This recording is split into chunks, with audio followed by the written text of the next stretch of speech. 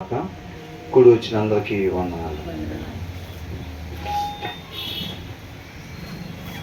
సామెతలు 19వ అధ్యాయం 17వ వచనం వరకు ధ్యానించుకున్నాం. 17వ వచనంలో ఏం నేర్చుకున్నాం అండి? పేదలను కనికరించేవారుగా మనం ఉండాలి. ఎందుకంటే యేసుక్రీస్తు వారు ఆ రీతిగా ఉన్నారు కాబట్టి ఆయన పోలి జీవించేవారు ఉదార స్వభావం కలిగి ఉండాలి. అలా ఉన్నట్లయితే కనుక ఆయన దానికి సంబంధించిన బహుమానం మనకి ఇస్తాడు. అంతేనండి. ఆ ఉదార స్వభావం మనకి రావాలంటే ఎలాగొచ్చిద్ది? ఉపవాసం ఉంటే వచ్చిద్దా? 4-5 సార్లు జపం చేస్తే వచ్చిద్దా? మరి ఏం చేయాలి? అది ఎక్కడ దొరికిద్ది అసలు? అది వాక్యం అయిన దేవుని దగ్గర దొరికింది. కాబట్టి అది మనలో నుంచి రావాలి అని అంటే మొదటగా మన హృదయంలో అది ఉండాలి. వాక్యం అయిన దేవుడు మొదటగా మన హృదయంలో ఉన్నట్లయితే కనుక ఆ గుణ లక్షణం ఆయనలో మాత్రమే ఉండే ఆ గుణ లక్షణం మనలో నుంచి కూడా వచ్చింది అనమాట. అవునా? కాబట్టి ఆ రీతికి ఎవరైతే ఉండాలని ఆశపడుతున్నారో ఆయన లేకుండా అది వచ్చేది కాదు. కాబట్టి మనం ఎవరి దగ్గర ఆశ్రయించాలి? దేవుని దగ్గర ఆశ్రయించాలి. అది కొట్లో దొరికింది అనుకోండి, మనం ఏం చేస్తాం? కొట్టు దగ్గరికి వెళ్ళి నుంచుంటాం. అక్కడికి వెళ్ళి నుంచొని షాప్ దిగనే తెచ్చుకుంటాం. అది ఎక్కడ దొరికిద్దంట? ఆయన దగ్గర దొరికింది. కాబట్టి మనం ఎవరిని ఆశ్రయించాలంట?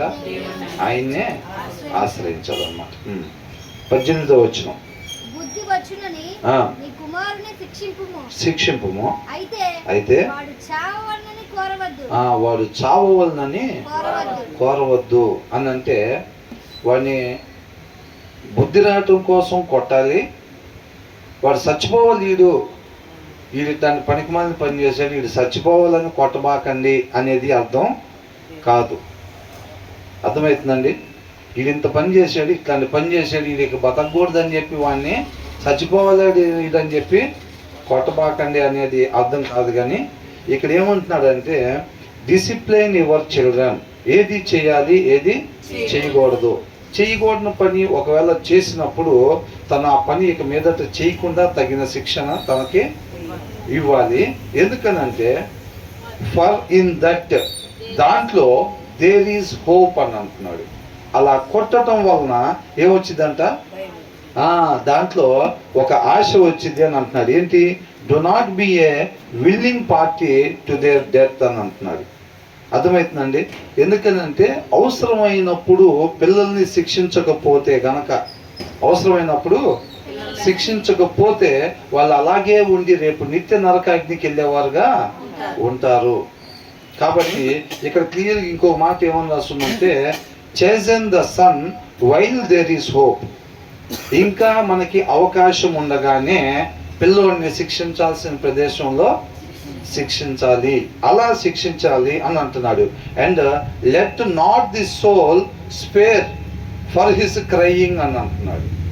పిల్లోడు చేయకూడదు, తప్పు చేస్తాడు. చేసినప్పుడు వాడికి అక్కడ శిక్షించలేదు అనుకోండి, వాడు మరలా ఆ తప్పుని చేస్తాడు. అది తప్పుని మనం ఎలా డిసైడ్ చేస్తాం? అంటే ఆ తండ్రికి ఆ తల్లికి తప్పు అనిపిస్తే అది తప్పు అయిపోయిద్దా?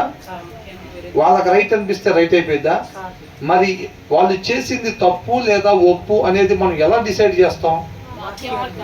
వాక్యమే పరిమాణంగా పెట్టుకొని వాళ్ళు వాక్యానుసారంగా ఉన్నట్లయితే కనుక అది ఒప్పు, వాక్యానుసారంగా లేకపోయినట్లయితే అది తప్పు. కాబట్టి వాక్యానుసారంగా లేనప్పుడు మనం ఏం చేయాలంట? వాళ్ళకి శిక్షణ విధించి మరలా వాళ్ళు వాక్యానుసారంగానే ఉండేటట్టుగా, ఇక మీద ఎప్పుడు వాక్యాన్ని మీరి ఉండకుండా వారికి తగిన శిక్షణ మనం విధించాలి. ఇజ్రాయెల్ కూడా తప్పు చేసినప్పుడు న్యాయాధిపతుల గ్రంథంలో మనం చూసాం కదా, దేవుడు ఏం చేసేవాడు? శత్రువులకు అప్పగిచ్చేవాడు. వాళ్ళు తెలుసుకోవాల్సింది తెలుసుకునే దానికోసం వాళ్ళకి పనిష్మెంట్ ఇచ్చేవాడు అనమాట. శత్రువులు తీసుకెళ్ళి ఏం చేస్తారు? చక్కగా తలదు పౌడర్ రాసి స్నాక్స్ పెడతారా? వాళ్ళని బానిసలుగా చేసి వాళ్ళని బాగా హింస పెడతా ఉంటారు, శ్రమలు పెడతా ఉంటారు అనమాట. అప్పుడు వాళ్ళు తెలుసుకోవాల్సింది తెలుసుకుంటారు. మనం కూడా పిల్లల్ని శిక్షించినప్పుడు వాళ్ళు ఏమైంది?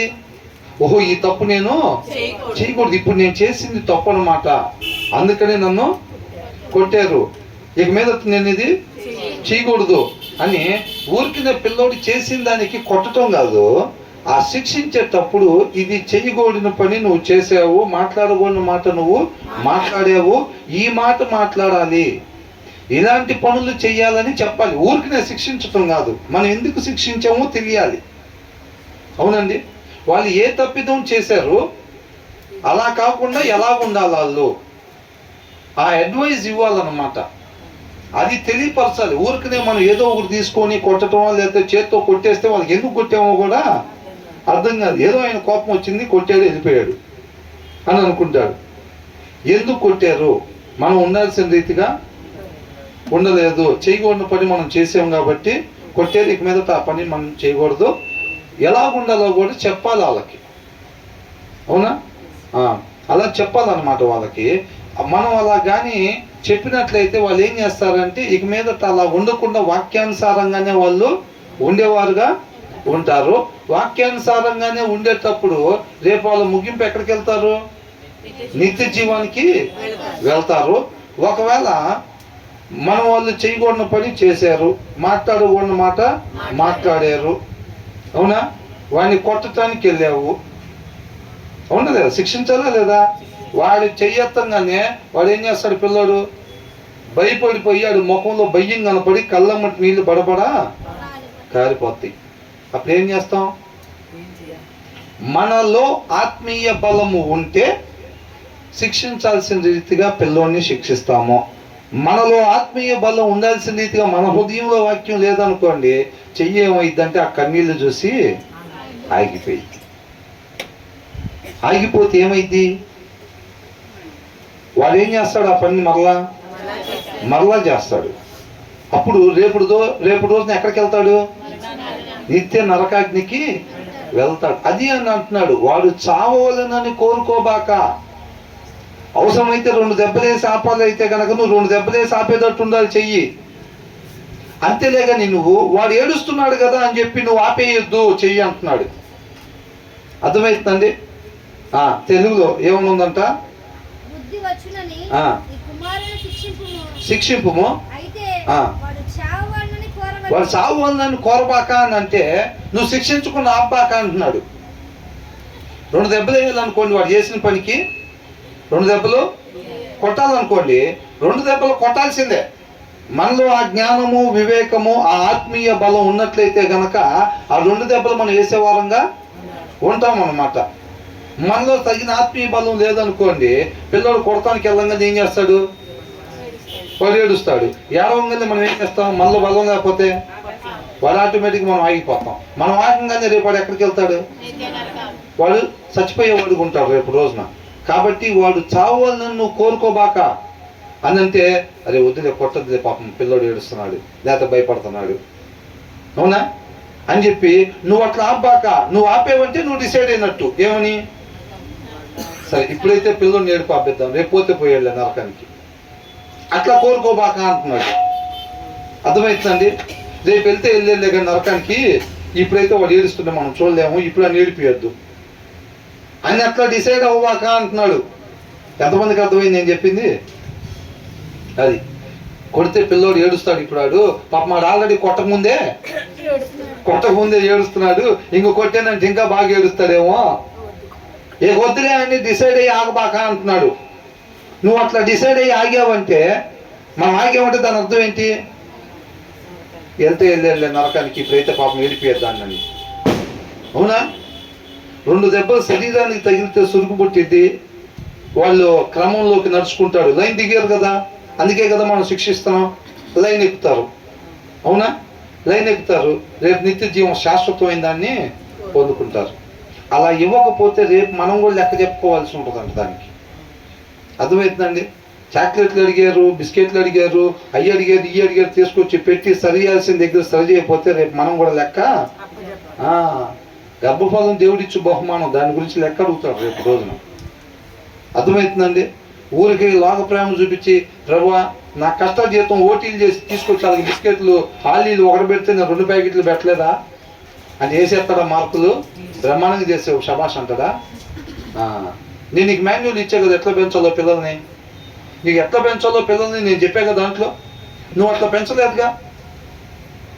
నువ్వేదో కరెక్ట్ అనుకున్నావు, 2 బిస్కెట్లు ఇటు 4 బిర్యానీలు పెట్టడం అది కరెక్ట్ అని నువ్వు అనుకున్నావు, నీకు అనిపించింది చేసావు. అక్కడ నీకు కరెక్ట్ అనిపించింది చేసేవులే. కానీ నేను అక్కడ పలానాది కరెక్ట్ అని నేను నీకు ఆల్రెడీ చెప్పే కదా, వాక్యంలో పిల్లల్ని ఎలా పెంచాలి ఎలా ఉంచాలో చెప్పే కదా.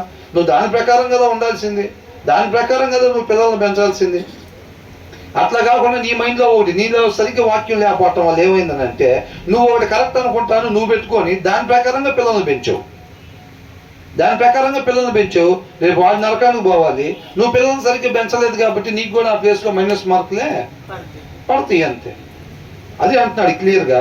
ఇక్కడ ఏమంటున్నారంటే chasten your son while there is a hope. అవకాశం ఉండగానే వాడికి ఇంకా శిక్షించి వాడిని సరి క్రమంలోకి పెట్టు, క్రమశిక్షణలో పెట్టు. అండ్ డు నాట్, ఇక్కడ ఏముందంటే and let not the soul spare అని అంటున్నాడు, వదిలిపెట్టబాక ఫర్ హిజ్ క్రయింగ్ అని రాశాడు.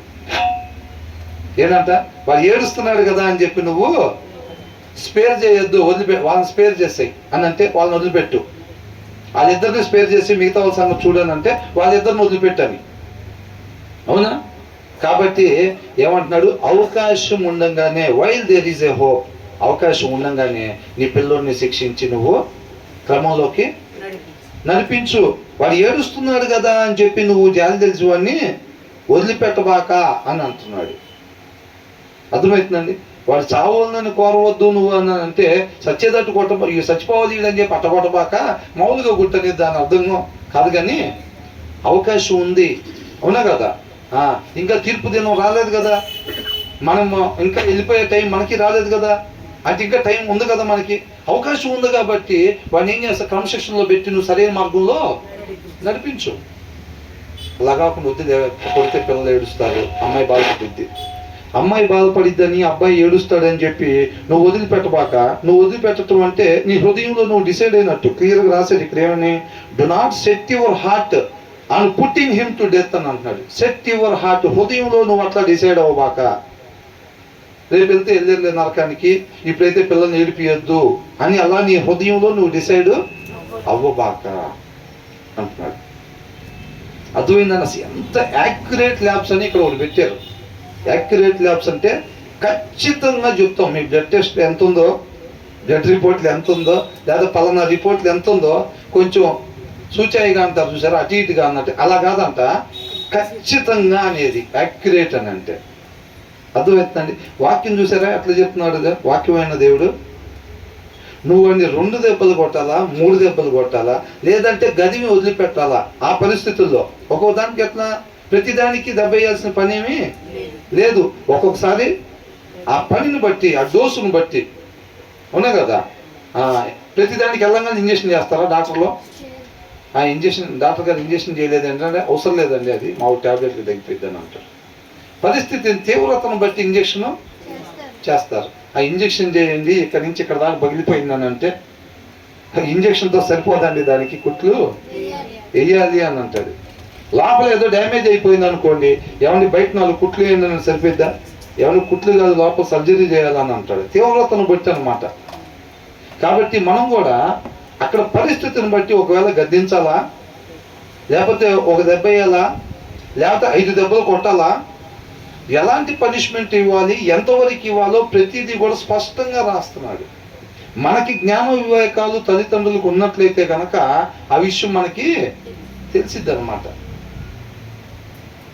అది మనకి సత్యం అనిపించిందా లేదా, వాడు చేసింది తప్పు అనిపించింది, డాడీ నేనేం చేశాను ఇప్పుడు నన్ను కొడుతున్నావు అని అంటే మనం చెప్పగలిగేటట్టు ఉండాలి పిల్లోడికి. అదే నాన్న వాక్యంలో ఇలాగా ఉంది, ఒక మనిషి ఇలా ఉండాలని ఉంది, నువ్వు అలా చేసావు. ఒక మనిషి ఉండకూడని రీతిగా నువ్వు చేసావు. మనిషి మాట్లాడకూడని మాట నువ్వు మాట్లాడేవు. మనిషి ఇలా మాట్లాడాలని రాస్తుంది ఇక్కడ, అలా మాట్లాడగలగాలి పిల్లలతో, అప్పుడు వాడికి అర్థమైద్ది అనమాట.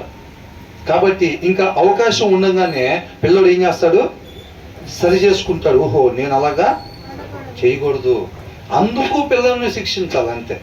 మన వాక్యం చదవట్లేదు అనుకోండి, మనం ఏదో తప్పు ఒప్పులు అనుకుంటాం, మన చిరాకులను బట్టి కూడా పిల్లల్ని కొట్టే పరిస్థితి ఉంటుంది అన్నమాట. అలా కాకుండా మనం చక్కగా ఫస్ట్ మనం ఆయనగా తెలుసుకోవాలి. అంటే ఎలా ఉండాలి, వాక్యం చక్కగా బాగా తల్లిదండ్రులు బాగా చదవాలండి, వాక్యం బాగా చదవాలి. అర్థమవుతుందండి? ఎంత కాంతివంతంగా ఎలగాలి అని అంటే అంతగా వాక్యం మనలో ఉండాలి. అప్పుడు మనం, అది మన పిల్లలే కావచ్చు, దేవుడి కృపను బట్టి దేవుడు మనం ఇంకొక దగ్గరికి నడిపిస్తే అక్కడైనా సరే మనం చక్కగా ఉన్నది ఉన్నట్టుగా మనం క్లారిటీగా వాళ్ళకి చెప్పగలుగుతాం అన్నమాట. అవునా? కాబట్టి మన వాక్యాన్ని చక్కగా చదివినట్టయితే ఇంకా మనకి అవకాశం ఉంది. కాబట్టి పిల్లల్ని మనం సరి చేసుకొని సరైన మార్గంలో మనం నడిపించే వారంగా ఉండాలి. ఎప్పుడైతే పిల్లలకు మనం అట్లా నేర్పిస్తామో రేపు మనం ఉన్నా లేకపోయినా వాడు చక్కగా ఆ విధానంలో ముందుకి సాగుతూ ఉంటాడు. అదే మనం వాళ్ళకి ఇచ్చే ఆస్తి. మనం నీతిగా నిజాయితీగా వాక్యాన్ని అనుసరిస్తా జీవిస్తా వాళ్ళ ముందు మన జీవితాన్ని ఒక మాదిరిగా కనపరిచి ఆ ఆస్తిని తర్వాత మనం వాళ్ళ పిల్లలకి ఇవ్వాలన్నమాట. డాబాలు పొలాలు ఇచ్చి వాళ్ళు చచ్చిపోయిన తర్వాత 2 నెలల్లో మొత్తం పోయిన వాళ్ళు లేరా? ఏం పర్వాలేదు, పిల్లలకి నేను చివరి దాకా సరిపడా ఆస్తి నేను ఇచ్చానంటే ఎవరో ఒకరు మోసం చేసి మొత్తం 2 నెలల్లో పోదా? పోయితే లేదా? అవన్నీ జరిగే పనులు ఏం కాదు, అవన్నీ ఆయనకి అప్పగించటమే. కాబట్టి మనం చేయాల్సిన పని ఏదో మనం చెయ్యాలన్నమాట. అట్లాగా అబ్రహాము, ఇస్సాకు, యాకోబుల వలె అని అంటున్నాడు. మనం కూడా అవునా కదా? మన పేరు, మన పిల్లల పేరు, వాళ్ళ పిల్లల పేరు చెప్పగలిగేటట్టు ఉండాలి. మంచి మాదిరికి అరే వాళ్ళ తాతలాగా, వాళ్ళ నాన్నలాగా, వాళ్ళ అబ్బాయిలాగా మనం కూడా అట్లా ఉండాలిరా అనేటట్టుగా ఒక మంచి మాదిరి, మంచి సాక్ష్యాన్ని కలిగి, మంచి మాదిరి అంటే వాక్యాన్ని అనుసరిస్తా ఒక మంచి మాదిరిని మనం తర్వాత వాళ్ళకి కనపరిచి వాళ్ళకి మనం ఇచ్చే ఆస్తిగా అది ఉండాలన్నమాట. తర్వాత ఏమంటున్నారు? మహాకోపి అగువాడు. కొంతమంది ఏం చేస్తాడు? షార్ట్ టెంపర్ ఉంటారు అనమాట. అవునా? ఆ షార్ట్ టెంపర్ ఉన్నాడు అంటేనే దాని అర్థం ఏంటి? ఆయనలో వాక్యం అయి ఉన్న దేవుడు లేడు అని, సరిపడదట్టుగా లేడు. ఏదో జస్ట్ వాగ్దానాలు వరకు చూసుకుంటున్నాడు. లేకపోతే మొబైల్స్లో ఇప్పుడు బాగా తరచుగా జరుగుతుంది. నిన్న నాకు తెలిసిన ఒక మినిమం ఒక 7 నుంచి 9 7, 8, 9 ఆశీర్వాదాలు స్టేటస్లో పెట్టేసింది. సరే ఒకసారి నేను జనరల్గా చూడను, ఏదో ఏం పెట్టారు అని చెప్పి ఒకసారి నొక్కితే ఆశీర్వాదాలు. సరే ఇంకొకటి మళ్ళీ ఒక 7, 8 ఉన్నాయి, నొక్కితే అన్ని ఆశీర్వాదాలే. వాటిలో ఏదైనా సరే ఏం చేస్తే వచ్చిద్దో అక్కడ ఒకదానికి కూడా లేదు. సరే నేను టిఫిన్ చేస్తా చూసే కదా, ఇంకా ఫోన్ చేశాను, చాలా రోజులు అవుతుంది అని ఫోన్ చేసి బాగున్నారని. బాగున్నాను. ఇంకా ఆమె కూడా ఇట్లా చెప్పింది, ఇక వాక్యాలు పెట్టారండి ఇట్లాగనంటే అవునండి ఇట్లా పెడదాం మంచిదండి, వాక్యాలు పెట్టడం మంచిది, కానీ మీరు పెట్టిన దాంట్లో అవన్నింటిలో ఒకటన్నా రావాలంటే ఏం చేయాలో దాంట్లో లేదండి అక్కడ అని చెప్పారు. ఆమెకు ప్రశ్న మొదలైంది, నిజంగానే కదా అవన్నీ మరి అవి రావాలని ఏం చేయాలి? ఇంకా ఆమెకి జస్ట్ ఒక మాట మాట్లాడి పెట్టేద్దాం అనుకుంటే అది జస్ట్ 10 నిమిషాలు, పావు గంట ఎక్స్టెన్షన్ వెళ్ళింది మ్యాటర్ మొత్తం. కరెక్టేనండి. ఆమె చివరిలో చెప్తుంది, ఇలాగ తెలియపరిచే వాళ్ళని దేవుడు నాకు దయచేయటం నాకు ఎంత ఆనందంగా ఉందని చెప్పింది. నేను అంత దూరం నేనేమి ఊహించుకోలేదు. జస్ట్ ఒక మాట చెప్పాలి, ఆమెకి ఆ ఇంటెన్షన్ ఉంది, చెయ్యాలి, మనం పరిచర్య చేయాలి, దేవుని గురించి చెప్పాలి. ఏ రకరకాల స్టేటస్లో పెట్టుకుంటున్నారు. ఆమెకు అట్లేం కాకుండా దేవుని గురించిన వార్త పెట్టాలనే ఇంటెన్షన్ ఉంది. అవునా? కొంతమందికి ఫోర్స్ ఉండిద్ది, స్పీడ్ ఉండిద్ది, శక్తి ఉండిద్ది, కాకపోతే రాంగ్ డైరెక్షన్లో దాన్ని దూసుకుని వెళ్తూ ఉంటారు. ఆ స్పీడ్తో వాళ్ళని సరైన మార్గంలో కానీ మనం పెట్టగలిగితే, ఆ సరైన మార్గంలో వాళ్ళ స్పీడ్తో దూసుకుని వెళ్తే చాలా మందికి మేలు కలిగింది. వాళ్ళు ఏంటంటే సరైంది అనుకొని వేరే దారిలో పడి ఆ స్పీడ్ వాళ్ళకున్న హార్స్ పవర్ను బట్టి దూసుకుని వెళ్ళిపోతూ ఉంటారు. చాలా మేలు కలిగిద్దని వాళ్ళు అనుకొని కొంతమంది నష్టం కలుగుతుంది. వాళ్ళందరూ ఏం చేస్తారు? అట్లాగే పొద్దున్న లేచి టిఫిన్ చేసే టైం అని అంటే నొక్కగానే స్టేటస్లో అది రాగానే దేవుడు ఇది మాట్లాడాడు అనుకుంటా నాతో, నేను ఎట్లా ఉన్నది ఇచ్చేస్తాడని అనుకుంటారుగా బైబిల్ చదవని వాళ్ళు. అది ఆటోమేటిక్గా అనుకుంటారు అది. కాబట్టి ఇట్లా ఉంటుందండి పరిస్థితి. మనం ఆచారంగా కాకుండా మనం అనేక మంది దాన్ని తీసుకొచ్చి మన దాకా అంటించారు. మనం కూడా దాని తర్వాత వాళ్ళకి అట్లాగే అంటించి జనాన్ని తప్పుదారి పోనీయకుండా ఇదంతా చెప్పాల్సి వచ్చింది. ఆ దినాల్లో ఇజ్రాయెల్కి కూడా అబద్ధ ప్రవక్తలు ఏం చెప్పారు? ఏం పర్లేదు, మనం అంతా రైట్ వేలోనే ఉన్నాం, దేవుడు మనకు తోడుగానే ఉన్నాడు, సరైన దారిలోనే మనం పోతున్నామని చెప్పారు. ఆయన ప్రవక్త ద్వారా చెబుతుంటే ఆయన అబద్ధ బోధకుడు, మనమంతా పర్ఫెక్ట్గానే ఉన్నాం, ఏం పర్వాలేదు అని చెప్పారు. చెప్పినప్పుడు ఏమైంది? అట్నుంచి శత్రువుని పిలిచి దేవుడు అప్పగించాడు. అనేక సార్లు పెద్దల కన్నా ప్రవక్తను పంపించిన మీరు వినలేదు అది ఇది అని చెప్పి దేవుడు చెప్పాడు. అంటే వాళ్ళందరూ ఏం చేశారు? రాంగ్ గైడెన్స్ ఇచ్చారు. ఈయన కూడా ఉట్టి ఆశీర్వాదాలే పంపిస్తా ఉంటే జనాలు దాన్ని చదువుకొని ఏమైంది, అలాగా తప్పుడు దారిలో నడవటానికి మన దారి చూపించిన వాళ్ళం అవుతాం అన్నమాట. కాబట్టి మనం ఒక్కరైనా సరే స్టేటస్లో మీరు ఏది చేస్తే ఆయన ఎందుకు భయభక్తులు కలిగి ఉంటే ఆయన కృప మన ఎడల విస్తరించబడింది అనే మాట పెట్టారు అనుకోండి. ఓహో, ఆయన కృప మన ఎడల విస్తరించబడాలంటే మనం ఆయన ఎందుకు భయభక్తులు కలిగి ఉండాలన్నమాట అని ఒక్కరు చూసినా సరే ఆ ప్రకారంగా ఉండే ప్రయత్నం చేస్తారు. విత్తనాలు అయితే మన వంతు అక్కడ కూర్చొని మొలకొచ్చిందా లేదో చూసే పని మంది కాదు. స్టేటస్లో పెట్టి వ్యూస్ ఎన్ని వచ్చినాయి అది మన పని కాదు, అవునా? మనం స్టేటస్లో పెట్టాలి, ఏం చేస్తే ఏం వచ్చింది ఏంటని నలుగురికి మీద. అది ఎక్కడికి వెళ్ళాలి ఆయన చూసుకుంటాడు, అది ఆయన చూసుకుంటాడు. ఎక్కడికి వెళ్ళాలి, ఏ కార్యం జరగాలి, ఎవరి అదంతా మనకు తెలియదు. ఫలానా వాళ్ళు చదివి నిజంగా ఆత్మీయంగా బలపడి వాళ్ళు మంచి మార్గంలోకి నడుచుకొని వాళ్ళ ఆలోచనని సరి చేసుకొని ఉంటారు. అది ఆ విషయం మనకు తెలిసిద్దా? అందరూ ఫోన్ చేసి ఏమండి మీరు పెట్టిన దాన్ని చదివి మేము చాలా మేలు పొందుతున్నాం అని అనుకుంటామా? టీవీ ప్రసంగాలు వస్తూ ఉంటాయి, మనం విని అదే నిజం కదా అట్లా కదా అనుకుంటాం. మన జీవితంలో ఇంప్లిమెంట్ చేసుకుంటూ ఉంటాం. అలా ఫోన్ చేసి చెప్తామా? చెప్పం, అలాగ తెలియదు. ఆ పని మంద కాదన్నమాట. మనం విత్తనాలు వేసుకుంటా వెళ్ళటమే మన పని. ఆయన ఏ విత్తనానికి జీవం ఇవ్వాలో ఏ విత్తనానికి జీవం ఇవ్వకూడదో ఆయన చూసుకుంటాడు అదంతా, అవునా కదా? కాబట్టి మనం అలా చేయాలని చెప్పానమ్మా. ఇక్కడ ఏంటి, ఏ హార్ట్ టెంపర్డ్ పర్సన్, వీళ్ళలో హృదయంలో వాక్యం లేదు. హార్ట్ టెంపర్డ్ ఉన్నాడు అని అంటేనే ఆయనలో వాక్యం లేదు అని. వాక్యంలో నుంచి వచ్చే లక్షణం అది కాదు. అది వచ్చింది అని అంటే ఏంటంట, ఆయన ఏంటంటే ఈ heart tempered person must pay the penalty అని అంటున్నాడు. ఖచ్చితంగా తప్పించుకోవటానికి లేదు. అర్థమైందండి? చిన్న విషయానికి ఎవరినో తీసుకుని వెళ్ళి సెంటర్లో మర్డర్ చేసి చెప్తే వాళ్ళు ఊరుకుంటారా? వాళ్ళు ఏం చేస్తారు, కేసు పెడతారా లేదా? కేసు పెడతారు. వాళ్ళు తగిన శిక్ష దానికి సంబంధించింది ఎప్పటి నుంచో మనం అనుకునేదే మన ఫెలోషిప్లో. ఏంటి, రాజ్యాంగం పట్ల అప్పుడున్న ఎమ్మెల్యే అప్పుడున్న జడ్జిని బట్టో కాదు. ఆయన పొద్దున్న లేచి వెళ్ళి శుభ్రంగా మంచి మంచి ఆకారాలతో చేసుకొని దండం పెట్టి వచ్చి ఆయన అయితే ఆయనకి అక్కడ కూర్చున్నాడు అనుకోండి, ఆయన చదువుకున్న పుస్తకాల నుంచి జడ్జిమెంట్ డిసైడ్ చేస్తాడు, అవునా? దావీదు టైంలో ఎట్లుండేదంట, ధర్మశాస్త్రమే రాజ్యాంగంగా ఉండేదంట, అవునా కదా? అప్పుడు ఏమైంది, వాళ్ళు దీని ప్రకారం ఇలా చేశారు కాబట్టి ఇలా చేసిన ఆయనకి వాళ్ళు మారు మనసు పొందాలి అని అంటే ఆయనకి కావలసిన శిక్ష ఫలానాది అని చెప్పి ఆ శిక్ష విధిస్తాడు. ఆ శిక్షను ఎప్పుడైతే ఆ మనిషి అనుభవిస్తాడో అప్పుడు తను మార్పు చెందుతాడు అన్నమాట. మనోళ్ళు ఏం చేస్తారంటే ఈ లోపలే షార్ట్ టెంపర్లో వాళ్ళు ఎవరు చేసేస్తాడు, వాళ్ళు ఎవరు వచ్చి కేసు పెడతారు. వీళ్ళు వెళ్ళిపోయి ఎమ్మె రాజకీయ నాయకుడి దగ్గరికి వెళ్ళి, అన్న మనోడి పరిస్థితి ఎట్లా అయింది, నిన్న కొంచెం రాత్రి ఇట్లా జరిగింది, వాడు మన పార్టీ వాడే అనగానే ఏం చేస్తారు, సరే చేసేది ఏముంది, వాడు చాలా బ్యానర్లు కట్టారన్న, పోయినసారి వాళ్ళని చాలా మంది దన్యాడు మనోడే. అదంటే అవునా, సరే నెక్స్ట్ ఎలక్షన్ కూడా దగ్గరలో ఉన్నాయి, మళ్ళీ చాలా మంది తనాల్సి ఉంది కాబట్టి అందరూ అట్లా తనగలుగుతారు లేదో, ఇన్ని సేవ్ చేస్తేనే బెస్ట్ అనుకొని ఏం చేస్తాడు, స్టేషన్కి ఫోన్ చేసి అది కొద్దిగా రాత్రి గలిబిల్లు అట్లా జరిగిందని చెప్పేసేయండి, మనోని అయితే సేవ్ చేయండి అల్టిమేట్గా అని చెప్తారు. చెప్పగానే వాళ్ళు ఏం చేస్తారు, సేవ్ చేస్తారు. అట్లాగంట అట్లా హార్ట్ టెంపర్ అంటే సేవ్ చేస్తే అక్కడ ఏముంది తర్వాత తర్వాత తెలుగులో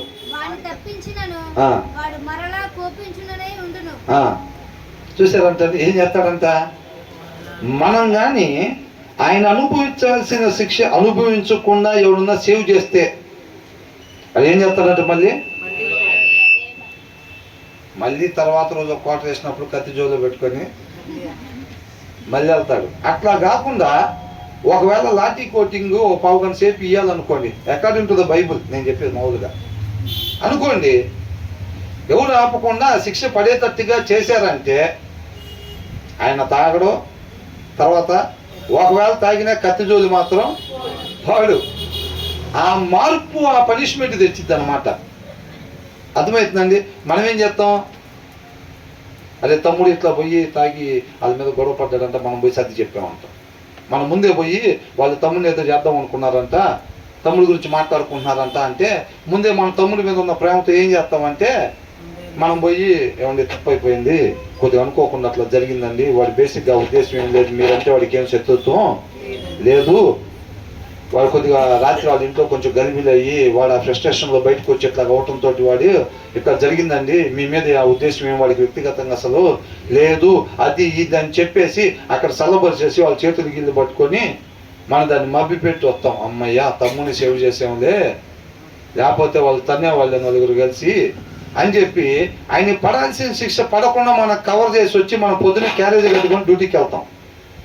మళ్ళీ సాయంత్రం ఒక న్యూస్, అది ఇంటి పక్కన ఉంది అన్నాడంట. అర్థమవుతుందండి ఎందుకు తిన్నాడు? రాత్రి మనం పోయి ఆపొచ్చాం చూసారు, దానికి తిన్నాడు.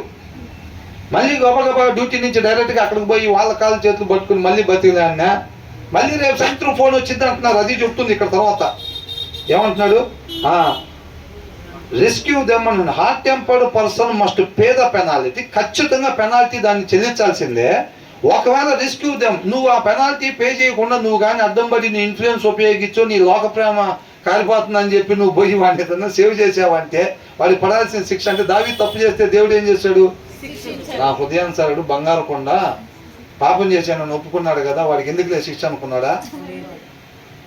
నువ్వు ఒప్పుకున్నావు, నువ్వు యాక్చువల్గా మరణానికి గురయ్యే పాపం నువ్వు చేసింది, నువ్వు పశ్చాత్తాపడ్డావు కాబట్టి ఎవరు నశించిపోవటం ఆయనకి ఇష్టం లేదు. ఆయన టార్గెట్ ఎవడని తప్పు చేస్తాడు, ఎవడు దొరుకుతాడో వాడిని శిక్షిద్దాం అనేది ఆయన టార్గెట్ కాదు, ఆయన హృదయం అట్లాంటిది కాదు. నువ్వు పశ్చాత్తాపం పొందుకున్నావు కాబట్టి నువ్వు మరణానికి గురవ్వకుండా నీ పాపాన్ని ఆయన పరిహరించాడు. కాకపోతే దానికి సంబంధించిన పరిణామం అయితే నువ్వు ఖచ్చితంగా అనుభవించాల్సిందే, లేదంటే నువ్వు మరలా మేడ మీదకి ఎక్కినప్పుడు తేడా పడిద్ది. అది చెప్తున్నాడు దేవుడు. అర్థమైందా? నువ్వు ఇది అనుభవించకపోతే నువ్వు ఈసారి కోట మీదకి ఎక్కినప్పుడు కూడా తేడా పడిద్ది. మళ్ళీ నీకు ఇంకా అట్లా పడకుండా ఉండాలంటే నీకు ఈ శిక్ష పడాల్సిందే, నువ్వు ఈ దారిన వెళ్ళాల్సిందే. అప్పుడు నువ్వు అనేక మందికి మాదిరికరంగా ఉంటావు.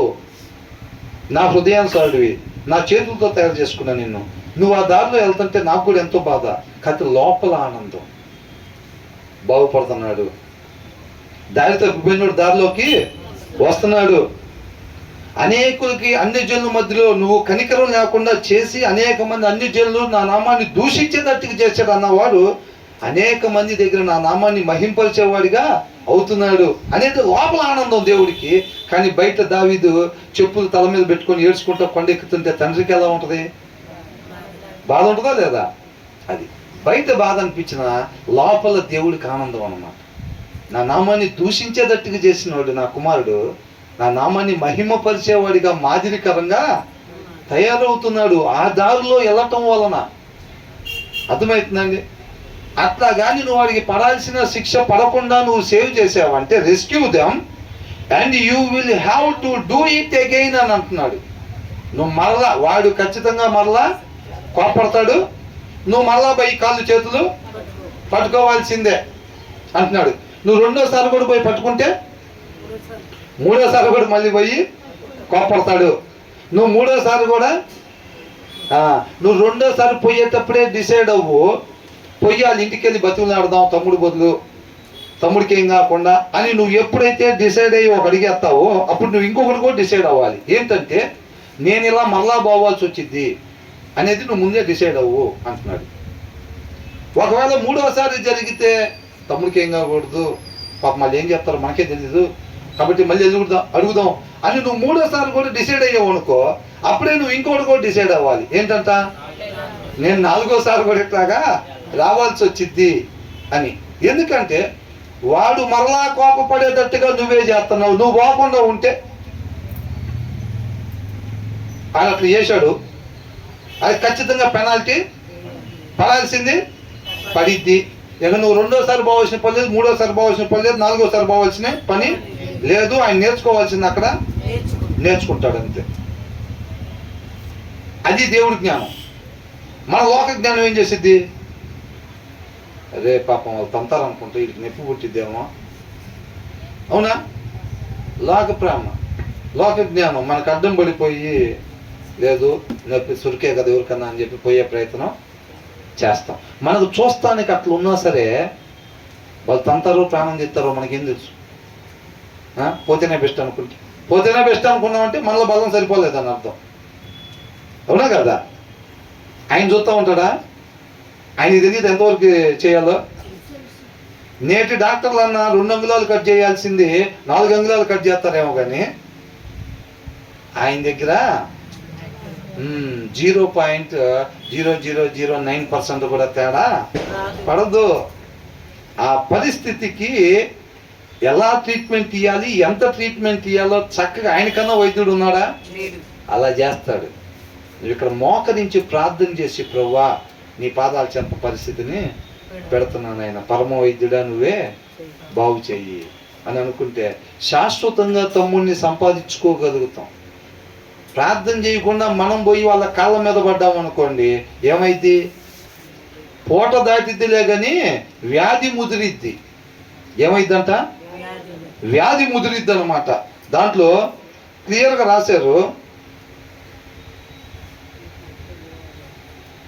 ఇక్కడ ఏమని ఉందంటే, any angry man receives injury and as much as he brings in by his care it increases అని అంటున్నాడు. ఇంకోటి, the more he is hostile, అంటే తను ఎంతగా కోపపడుతున్నాడో, తను ఎంతగా అట్లాగా చెలరేగుతున్నాడో, వాక్యం లేని తన గుణం ఏదైతే ఉందో, ఆ కోపిష్టి గుణం ఉంది చూసారా, వాక్యం లేకపోవటం వల్లే వచ్చేది. అది వాక్యం లేకపోవటం వల్ల తన లోపల ఉన్న గుణం ఎట్లాగైతే రెచ్చిపోతున్నాడో, దాంతో ఎంతగా రెచ్చిపోతే అంతగా ఏమంటున్నాడు అంటే, the more he is hostile, ఎంతగా క్రూరంగా ఇంకా బిహేవ్ చేస్తున్నాడు, తను రోజు రోజుకి ఇది పెట్టలేకపోతున్నాడు రా అంటారు చూసారా.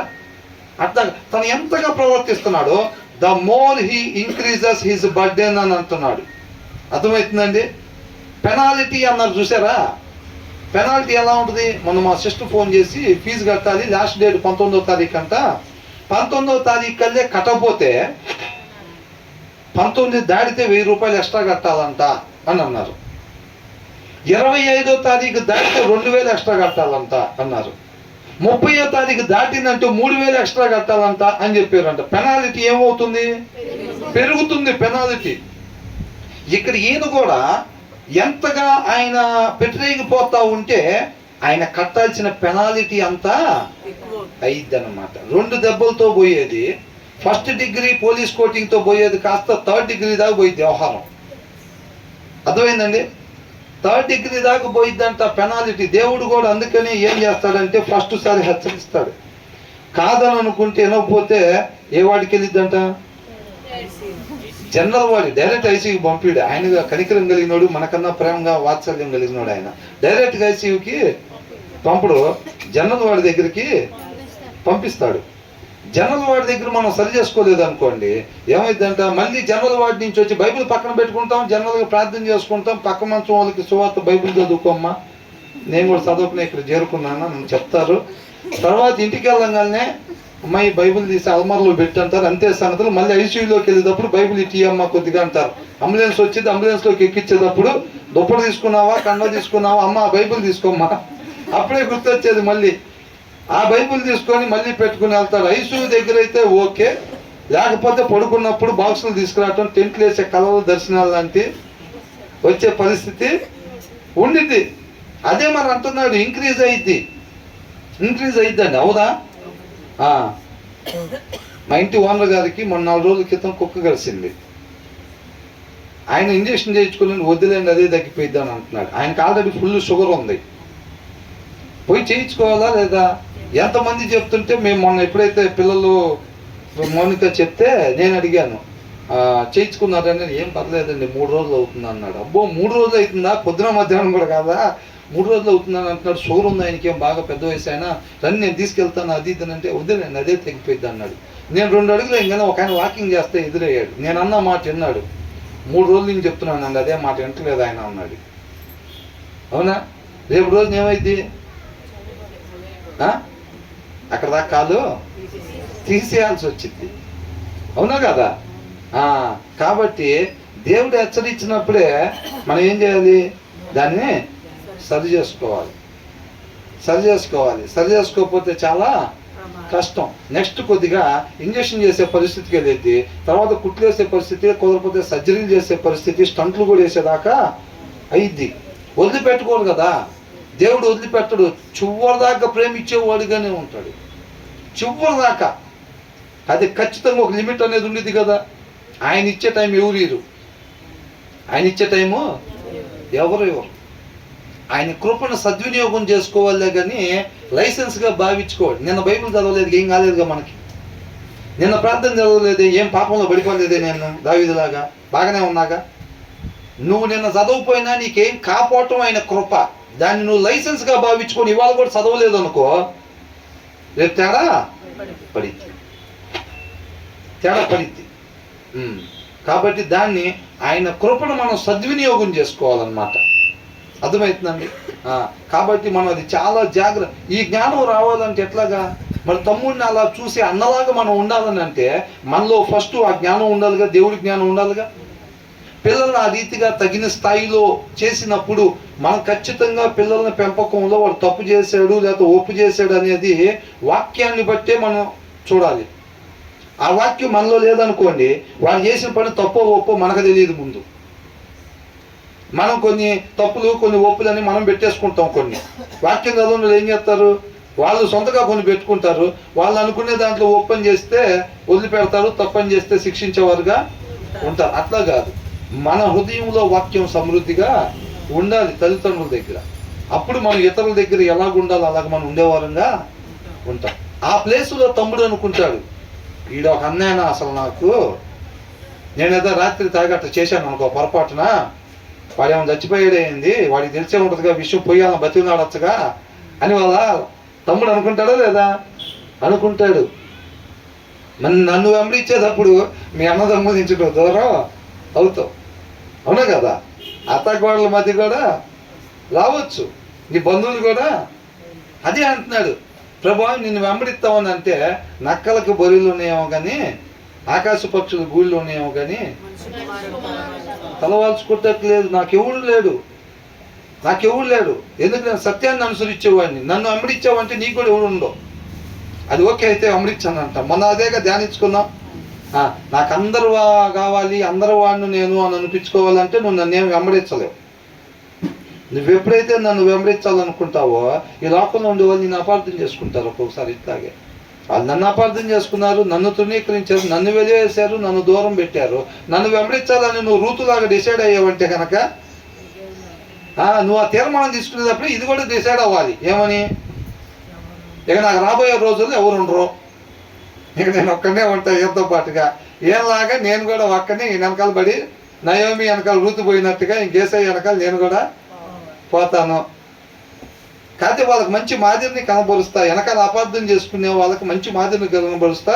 వాళ్ళు ఒకవేళ తండ్రి కానీ వాళ్ళని ఆకర్షించినట్టయితే వాళ్ళు కూడా కుమారుని దగ్గరికి వస్తారు.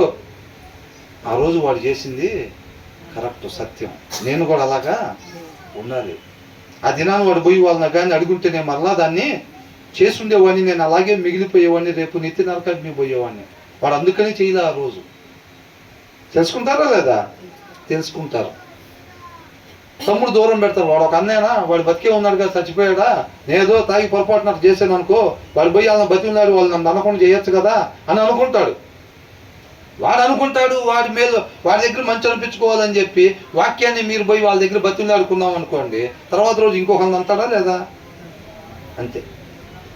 పాస్టర్ గారు వాళ్ళు అందుకే చాలామంది ఏమంటారు, నేను సేవలోకి వచ్చానండి, తర్వాత మా ఇంట్లో వాళ్ళు ఎవరు నాతో మాట్లాడతాం ఆపేశారు, మా చుట్టాలు ఎవరు ఇళ్ళలో కూడా రానిట్లేదు అంటారు. ఎందుకని? అవునా కదా? ఆ పెళ్ళికి రాడు, పేరంటానికి రాడు, పుట్టినరోజుకి రాడు, దేనికి రాడు అసలు అని అంటాడు. రావటానికి కుదరొద్దు, అది మంగళవారం పెట్టుకుంటారు. బ్రదర్కి ఎట్లా కుదిరిద్ది? ఆదివారం జనాలు అందరూ వస్తారు, భోజనాలు గట్టిగా ఏర్పాటు చేసుకుని బాగా చేశారు అమ్మాయి పెళ్ళి అని కూర్చొని ఆదివారం పెడతారు. బ్రదర్ ఎవరు చూస్తేనేమో దగ్గర చుట్టాలు. ఏమైంది? బ్రదర్ ఫోన్ చేస్తే ఎత్తారు కాళ్ళు. ప్రేయర్ అయిపోయిన తర్వాత అరే వాళ్ళు ప్రేయర్కి వెళ్ళాలి, కనీసం పెళ్ళికి వెళ్ళలేదు కదా, ఫోన్ అన్న చేసి పలకరించి విషయం చెబుదామని బ్రదర్ ఫోన్ చేస్తే వాళ్ళు ఎత్తరు. వీళ్ళు ఫోన్ ఏంది మనం ఎత్తేది, అది ఏదో చెప్తామని చూస్తున్నాడు, ఆరోగ్యం బాగలేదు, అది ఏదో నిన్నదా బాగానే ఉన్నాడు అంటే మనకు తెలిసిన విషయమే కదా అని అనుకుంటారు. అది ఒకసారి కాదు, 2 సార్లు కాదు, తరచుగా జరుగుతూ ఉండిద్ది. ఇంకా ఒక్కోసారి హాస్పిటల్లో ఉన్నారు, వాళ్ళ తాలూకు ఎవరన్నా వెళ్ళలేని పరిస్థితి అయింది. అవునా కదా? వాళ్ళు అపార్థం చేసుకుంటారు లేదా? అట్లాగా నిదానంగా ఒకరి తర్వాత ఒకరి పరిస్థితిని బట్టి దూరం అయిపోయి చివరాఖరికి ఒక్కళ్ళే మిగిలి ఎవరన్నా ఆ కాలనీలో వాళ్ళు బాగలేదంటే వచ్చి ప్రార్థన చేయించుకుంటా పోతూ ఉంటారు. కానీ వీళ్ళు మాత్రం ఒక్కళ్ళే ఉంటారు. కనెక్షన్ ఇటు నుంచి ఉండిద్ది, ట్రాన్స్ఫార్మర్ నుంచి కనెక్షన్ అయితే ఉండిద్ది పర్ఫెక్ట్గానే. ఈ మిగతా కనెక్షన్లన్నీ కట్ అయిపోతాయి. ఒకప్పుడు పెద్ద కుటుంబం నుంచే సేవకు వచ్చేది ఇక్కడ, తర్వాత ఈ ఒక కుటుంబమే అయింది అంతే. అవునా?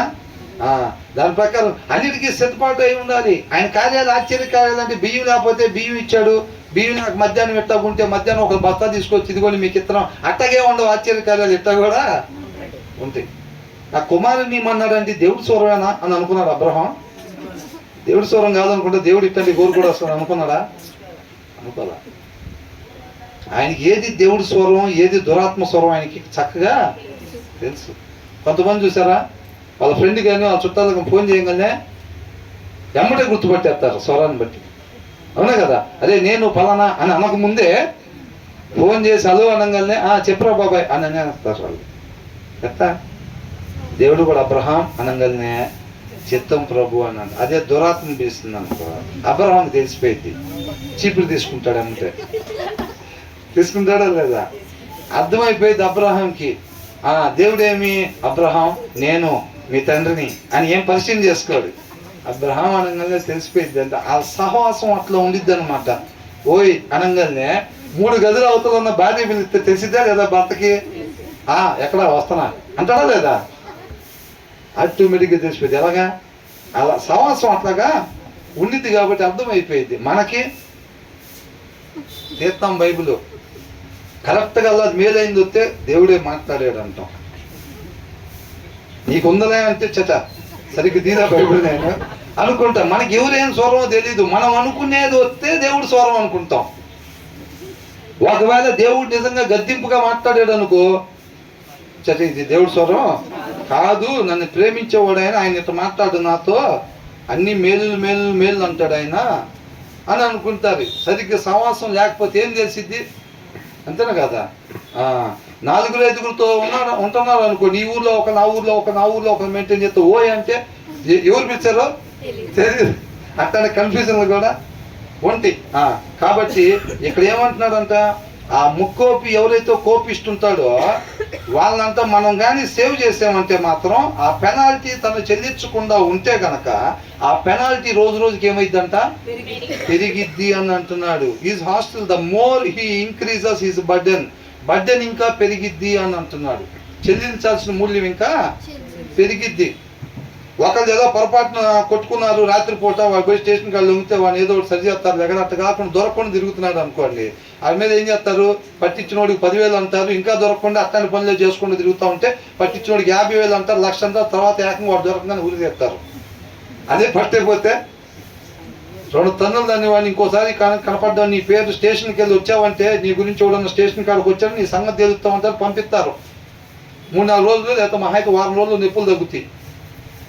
అట్ట కాకుండా అట్టని పనులే చేసుకుంటూ అట్టే తిరుగుతున్నాం అనుకోండి, ఎవరికి దొరకకుండా ఏదో ఒక రోజున పట్టుకుంటారు, నీట్గా తాడు రెడీ చేస్తారు. రెడీ అయితే లేదా? అట్లాగైంది పరిస్థితి. అది అన్నాడు. దీని నుంచి మనం ఏం నేర్చుకుంటున్నాం? ఇదంతా ఎందుకంట హాట్ టెంపర్డ్ పర్సన్ అని అంటున్నాడు. అర్థమవుతుందండి? అంటే వాక్యంలో లేని గుణం. ఒరే బాబు, అంటే దీన్ని బట్టి మనకి ఏం అర్థం అవుతుందంటే మనిషిలో ఉండకూడని గుణ లక్షణాలు మనం కలిగి ఉండకూడదు. మనిషి ఏ గుణ లక్షణాలు కలిగి ఉండాలి అని అంటే వాక్యం అయి ఉన్న దేవుడు ఏ గుణ లక్షణాలు కలిగి ఉన్నాడో మనం కూడా అయ్యే గుణ లక్షణాలు కలిగి ఉన్నట్టయితేనే ఆయన పోలి మనం జీవిస్తామన్నమాట. ఈ గోల ఎందుకురా? ఆయనలాగా డ్రైవింగ్ చేసేది మనకు చేత కాదని మనకు అర్థమవుతుంది కదా. ఆయనకే డ్రైవింగ్ సీట్ అప్పచేస్తే నో టెన్షన్స్, నో ఇష్యూస్. ఇంకా చక్కగా ఆయనే తీసుకునేది యుద్ధం చేసి జయాన్ని మనకు అప్పగిస్తాడని క్లియర్గా రాశారు. అవునా? ఆయనేనా నడిపేది, మేము నడపలేమా? ఏమనుకున్నారంట కోరహోళ్ళు? ఏమనుకున్నారు? నువ్వేనా దేవుడు అందరం తీసుకురాలేదా ఐగుప్తులోంచి బయటికి? మేము కూడా అందరం పిలుచుకున్న వాళ్ళమే, మేము కూడా దోపార్తలు తీసుకొని వస్తాం, మేము కూడా చేస్తాం, నువ్వే లీడర్వా, ఏంది క్రెడిట్ మొత్తం నీకే రావాలా అంటే సరే తీసుకురా దోపార్తలు. మోషే ఏమన్నాడు? ప్రార్థన చేసి ప్రభు అంటే నువ్వు కామ్గా ఉన్నాడు దోపార్తలు తీసుకున్నా అని రేపు దేవుడి సంగతి ఏందా అన్నాడు. అన్నాడా? తీసుకుని దేవుడి కాడ అనుకుంటే సరిపోయిద్దా?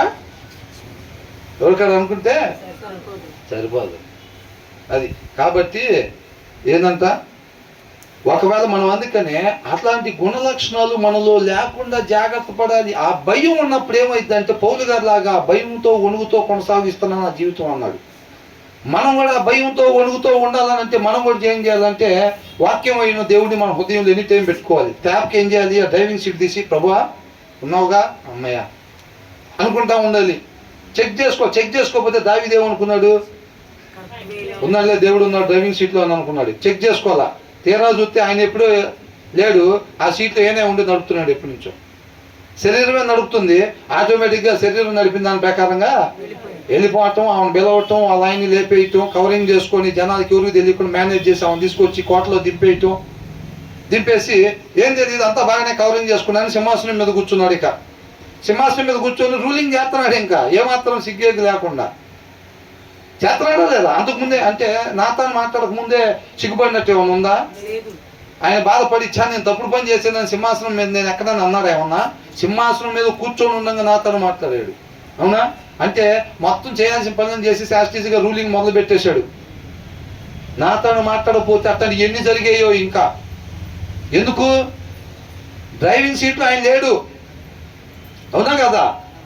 కోట మీద నుంచే శరీరాన్ని అనుసరించడం మొదలుపెట్టి శరీరాన్ని అనుసరించే పద్ధతిలోనే సింహాసనం మీద కూర్చొని ఉన్నాడు మనిషి. ఎంత డేంజర్ అసలు, ఎంత డేంజర్. అవునా?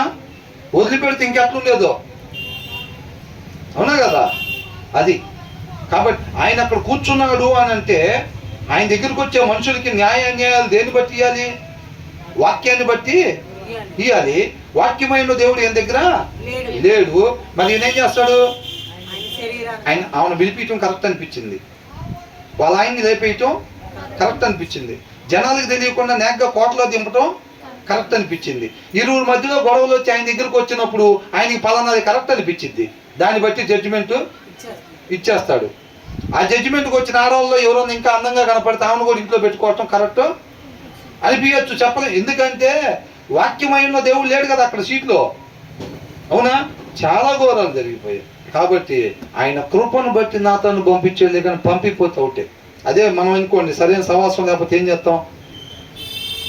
దొంగలు పట్టుకున్నట్టు చూస్తూ ఉంటారు.